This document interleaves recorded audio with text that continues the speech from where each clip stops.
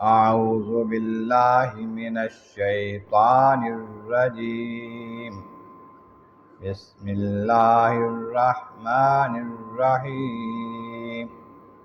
افمن اسس بنیانہ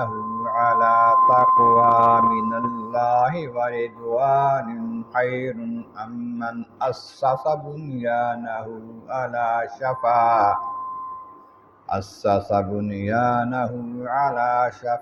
جرف حار فانہار به فی نار جہنم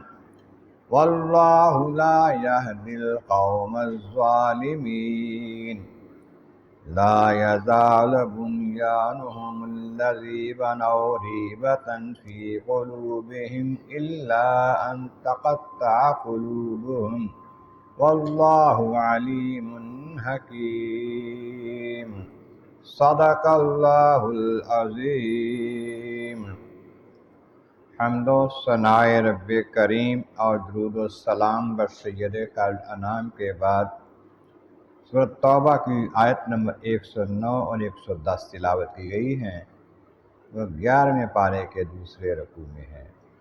اس سے پہلی آیتوں میں ارشاد فرمایا گیا، اور جو لوگ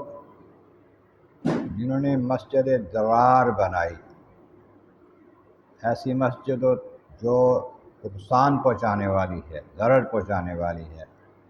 اور کفر کے سبب سے بنائی، تفریق ڈالنے کے لیے بنائی، مسلمانوں میں اختلاف ڈالنے کے لیے بنائی مومنوں کے درمیان، اور پھر اس انتظار میں ہیں کہ جو اللہ تعالیٰ اس کے رسول سے مخالفت کرنے والے ہیں ان کا انتظار کرتے ہیں۔ فرمایا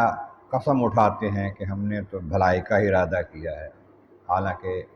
ان کے دلوں میں یہ بات نہیں ہوتی۔ اللہ تعالیٰ گواہی دیتا ہے کہ وہ جھوٹے ہیں۔ پھر محبوب کو فرمایا کہ ان کی مسجد ضرار میں بالکل نہیں ٹھہرنا، آپ نے نہیں جانا، نہ وہاں نماز پڑھنی ہے۔ جو مسجد بنیاد اس نیت پہ رکھی گئی ہو، اس کی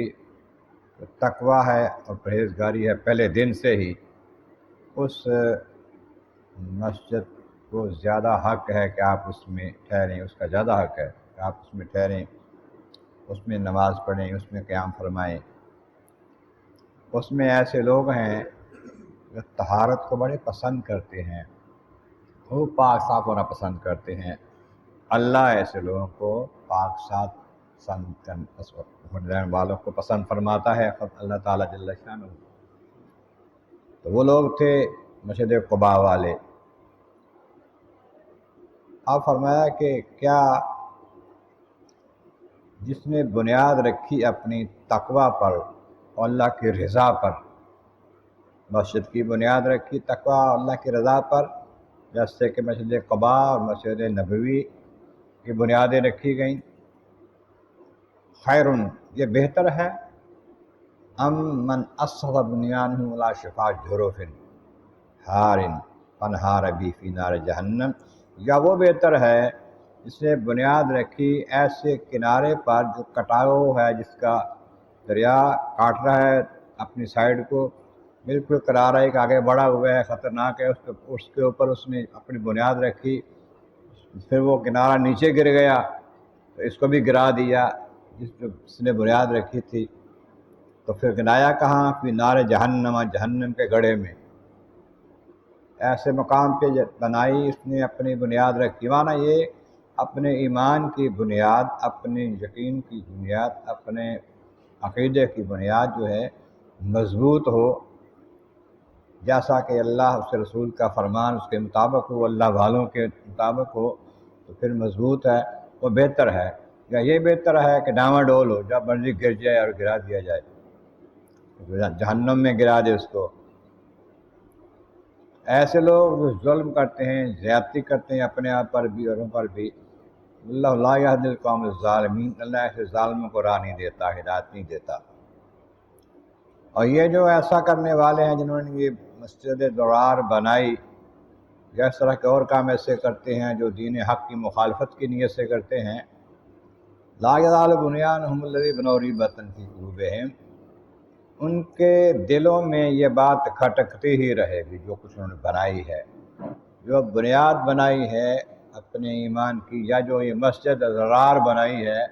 اب یہ مسجد ضرار جو ہے اللہ کے حکم سے نبی کریم علیہ السلام نے صحابہ کو بھیجا، انہوں نے گرا دی، اس کا سارے جو پتھر تھے الگ الگ کر دیے اور پھر اس میں آگ لگا دی۔ اب یہ جو بات ہوئی ہے یہ ان کو بھولنے والی تو نہیں ہے جنہوں نے بنائی ہے، ہم نے کیا کیا، ہمارے ساتھ کیا ہو گیا ہے، باقی یہ ان کے دلوں میں کھٹکتی رہے گی یہ بات۔ اللہ تقطع قلوبہم، جہاں تک ان کے دل ٹکڑے ٹکڑے ہو جائیں، دل پھٹ جائیں ان کے، یعنی کہ مر جائیں یا جہنم میں چلے جائیں یا قبر میں جا کے عذاب پائیں، تو اس وقت یہ ان کو بات کھٹکتی رہے گی دل میں، ان کے کانٹا اس کا چبھتا رہے گا جو انہوں نے کیا ہے۔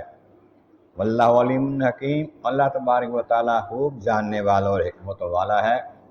یہ جو مہلت دیتا ہے یہ بھی اس کی حکمت ہوتی ہے، وقت فوری سزا نہیں دیتا، اس میں حکمتیں ہوتی ہیں، لیکن وہ جانتا ہے اور حکمتوں کے ساتھ ہر کسی کو اس کے مطابق کی جزا یا سزا دے گا۔ اللہ تبارک و تعالیٰ کی بارگاہ عالیہ میں عرض مولا کریم، محبوب کریم کا صدقہ قرآن کریم کا فہم اور اعمال صالح نصیب فرما۔ وآخر دعوانا ان الحمد للہ رب العالمین۔